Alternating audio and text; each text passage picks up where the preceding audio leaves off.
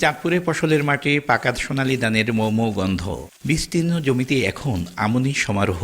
উৎসবমুখের পরিবেশে সেই ধান কেটে ঘরে তুলতে ব্যস্ত কৃষক।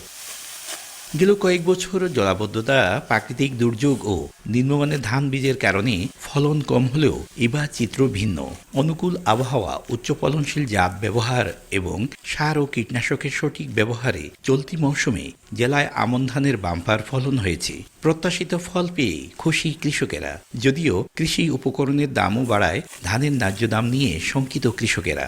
আমরা যে ধান খেতি করছি ইনশাল্লাহ অনেক আল্লাহ পাক দিছে। অন্য বছর থেকে এবার ধানের বীজটা এবং ধানটা খুবই ভালো হয়েছে ইনশাল্লাহ। ফসল করি আমরা পয়সা পাই না, দাম পাই না, সারের দাম বেশি, সবকিছুর দাম বেশি। এখন সার ওষুধের যে দাম, পরিশ্রম দিয়া বেড়া, মনে করেন খরচপাতি দিয়া বেড়া আমগোটা পোষে না।